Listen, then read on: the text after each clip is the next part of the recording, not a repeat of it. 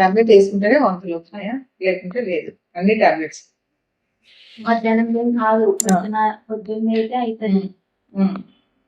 అట్లా అవుతుందని వేసుకోకుండా ఉంటే ఎట్లా?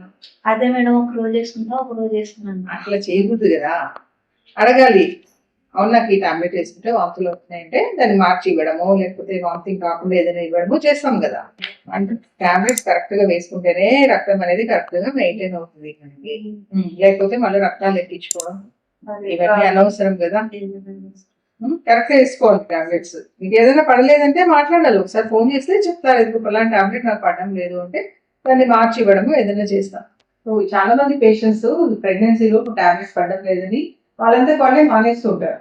సో దానివల్ల ఐరన్ టాబ్లెట్స్ సరిగ్గా తీసుకోకపోయినా, ఫోలిక్ యాసిడ్ సరిగ్గా తీసుకోకపోయినా చాలా ప్రాబ్లమ్స్ వస్తాయి. బ్లడ్ తగ్గిపోయి అనీమిక్ అయిపోతారు.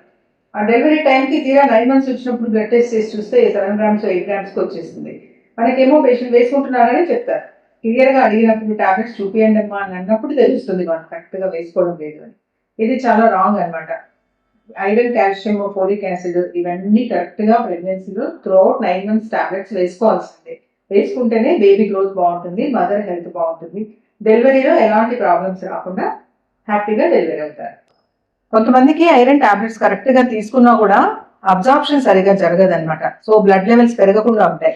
సో వాళ్ళకి ఐరన్ టాబ్లెట్ తో పాటు విటమిన్ సి ఉండే ఫ్రూట్స్ కానీ లేదంటే టాబ్లెట్ కానీ తీసుకోవాల్సి వస్తుంది. అప్పుడు ఐరన్ అనేది బాగా అబ్జర్వ్ అయ్యి హిమోగ్లోబిన్ లెవెల్స్ డెలివరీ వరకు మంచిగా ఉంటాయి. సో టాబ్లెట్స్ మర్చిపోకుండా కరెక్ట్ గా తీసుకోవడం అనేది ప్రెగ్నెన్సీలో చాలా ఇంపార్టెంట్.